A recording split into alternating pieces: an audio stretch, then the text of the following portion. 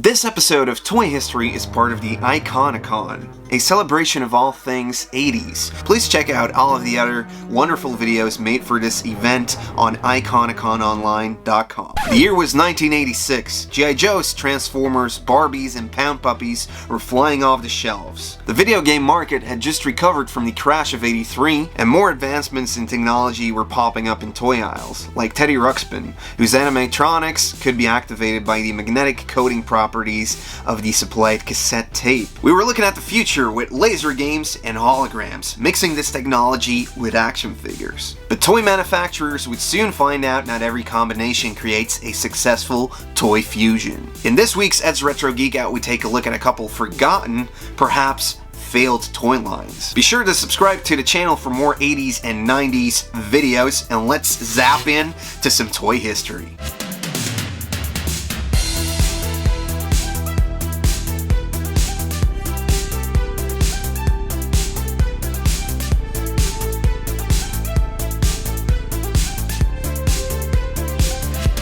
In the mid-80s, the laser war was raging between Entertech's Photon and Worlds of Wonder's Lasertag to take over the market, with more competitors on the way, not just in arenas, but also bringing lasers into your home. Well, infrared beams, but lasers sound cooler, don't they? What first started out as a combat training system by the United States Army would in 1979 be known as one of the first electronic phaser weapons, tying in with the Star Trek toy franchise. With Star Wars and Star Trek being so popular, kids wanted laser guns, and the roleplay fantasy wouldn't be complete if the laser guns couldn't interact with each other. So they made an armor that could function as a target sensor and a gun to shoot with. Finally, an interactive game you didn't need a video game console for. And it was successful, being one of 1986's top 10 best-selling toys. The next step would be taking these interactive properties to create an interactive action figure hybrid. Now this is where LJN and Mattel took multiple chances. LJN's subsidiary Entertech took the first dive with Photon action figures, taking the Photon technology and producing the sensors in the chests of the action figures. These were 8.5 inches tall, sculpted with a lot of detail and a nice paint finish, and even came with small Photon guns molded into the hands that would work up to 15 feet.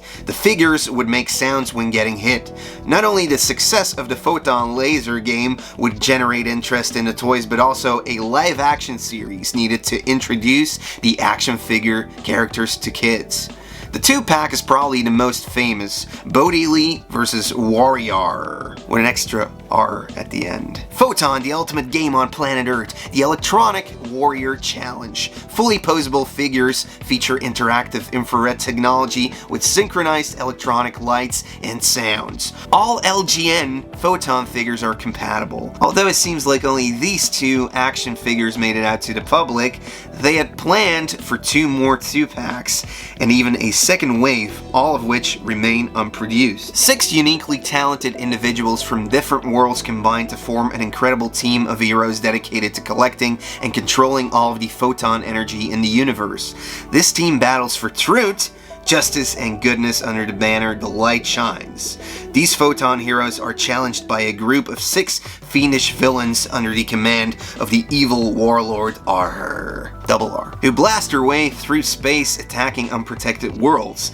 They are seeking to gain possession of all the photon energy in the universe in order to let the darkness grow. The battle of the light of Photon is on. What we have here are well-produced action figures. I personally like the villains, and the backstory seems to be up to 80s toy standards. So why did this not become a success? Well, the 2-pack did stand out next to G.I. Joes or Thundercats. It was mainly because of its price. When it first hit the shelves, it had a price tag of $40 up to $60 for the set. There was no other way to get started with Photon action figures apart from this set, making it expensive for action figure buyers. Usually, when a figure was more than $5, you expected a vehicle. The prices were more in order with what you would see in the video game section of a toy store. The high cost of the interactive toy would keep kids and parents from investing in this new toy line. LGN also featured the gimmick in their Thundercats electronic Cat's Lair playset. This was a cool extra feature: defeat the enemy with the laser light blasts. If you had a direct hit, you could blow open the doors on the playset or destroy the mutant vehicle. Apart from the playset, the popular toy line wouldn't incorporate more of this technology, but competitor Mattel did try a couple times. In 1986, Mattel's new toy line had actually scaled up their figures from the Motu 5.5 height to 9 inches for BraveStarr, so they could accommodate the infrared beam backpacks housing the electronics and batteries. The toys were marketed as action figures with laser-fire backpacks available separately or in a combo pack as laser-fire BraveStarr or laser-fire Tex X. You could also get a neutral laser roleplay weapon that could interact with these figures and the Fort Carium playset, turning your space western playtime into a real shooting gallery. By hitting the right target on the playset, you could blow out the jail window, blast open the bank vault, or lower the fort wall. While only 2 laser figures could shoot, the other characters served as targets, and some had reaction actions when the proper sensors were energized by the infrared beams. But with Filmation closing the books, BraveStarr never made it past a less than household name property, and the cost of creating this interactive toy didn't help selling the concept. Masters of the Universe used the same technology for their 1986 Heroic Warriors accessory called the Beam Blaster and Artillery, consisting of a battle pack with a beam blaster light that can interact with the artillery base as you roll it into battle. But when the beam blaster hits the light target, the battle station's ejection platform is initiated and catapults the warrior off the base. The battle pack had to hold the batteries and therefore was pretty big compared to He-Man. I can now see why they chose to go for a bigger scale with BraveStarr. But Mattel hadn't completely phased out of the laser business. With their brand new toy line, they would bring action figures as close to video games as ever before. In 1987, they released Captain Power toys, with the mission to make the cost of the interactive properties way down, whilst also adding an extra feature, as it could also react with the TV screen. There was also a TV show called Captain Power and the Soldiers of the Future, comics, and a video game. During the show, you didn't just need to stand there, but with the toys you could fire back. They kind of worked like a Nintendo Zapper or Raab, and Mattel Toys' William Novak, who worked on the interactive technology, will later also be involved in the Nintendo Power Glove made by Mattel. The Captain Power toys were activated by TV or one of the VHS tapes that came in the package with certain toys, or it could be bought separately. The characters were 3 3/4 inch, usually with a weapon and a chrome finish. Then there were the interactive playsets and air vehicles. The coolest pieces probably being the XT7 Power Jet and the Dread Jet that picked up the embedded signals from the TV show or anime, and it could blast back if you were in the right place to power on Energizer. Fast forward to 1988, when Mattel wasn't doing too well, with the interest in Masters of the Universe completely fading and losing $200 million, they couldn't keep pumping money into Captain Power. That did make $40 million in sales, but it just wasn't enough, so the second series of toys only got a limited release in the USA, and a couple more were European exclusives. Then again, the action figures were at an okay price point, but the vehicles that could interact could cost upwards of $30, not making the toys a reality to own to every kid. The TV show was also targeted to older kids and a bit more violent, so it wouldn't have gotten past mom's household ban to certain violent type toys. It seemed like the toy world wasn't ready yet, but would need an advanced form of infrared technology combined with the right IP and price point to make this concept succeed. Toys heavily depending on a gimmick is a risk. You can prolong the life cycle of a toy line with variations when the toy line is already performing well.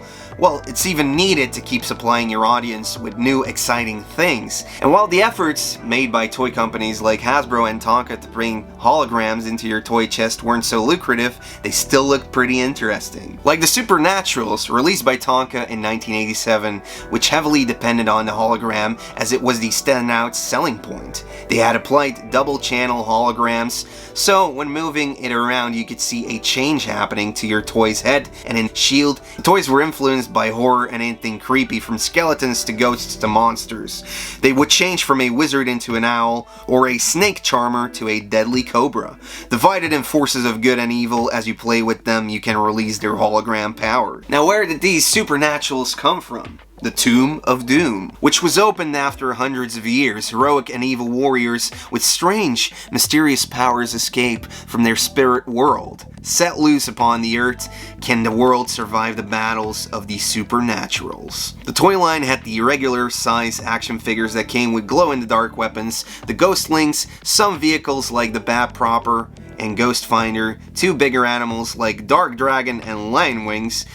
And where would you play with these toys? In the Tomb of Doom Ghost World playset.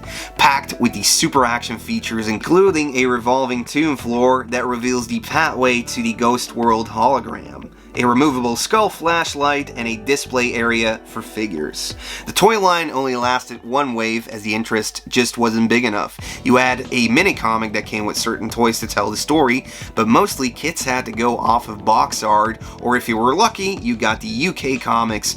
But there was no cartoon show to help support the sales, which is something that Hasbro's 1987's Visionaries did have. These futuristic space knights could have been Hasbro's next success like G.I. Joe. The action figures retailing at $5.99 were slightly bigger than a real American hero G.I. Joe to avoid confusion, and they came with two hologram stickers. One on the chest plate and one on the staff or shield the figure came supplied with. Now these were 3D holograms, usually depicting the totem they possess of a monster or animal. You could get the backstory from the cartoon Visionaries Night of the Magical Light, which only lasted one season, or the comics by Star Comics that didn't even get to finish the storyline. It's a tale as old as time where the good spectral knights fight it out with the Darkling Lords to gain the magic they need on top of Iron Mountain, where the wizard Merklin resides. All characters have a magical power like wisdom, destruction, or lightspeed. Unfortunately, the line didn't perform as good as Hasbro had hoped and was dropped instantly, leaving loads of darker action figures unproduced. Not only did we miss out on an entire second line, but also major vehicle expansion and a holodrome Iron Mountain playset that would have featured an actual holographic projector. Although some have stated they have owned the playset, no picture has surfaced yet. So if you have one, send it in please. Can you think of any more one-wave toy lines that you've always liked but nobody is talking about, then please leave them down in the comments below. Leave a like, and if you're down there you can always subscribe to the channel for more 80s and 90s videos weekly. It's free. If you want to do more, you can always check out my Patreon. Be sure to follow me on my socials, and as always, thank you so much for watching, and I hope to see you in the next one. Bye.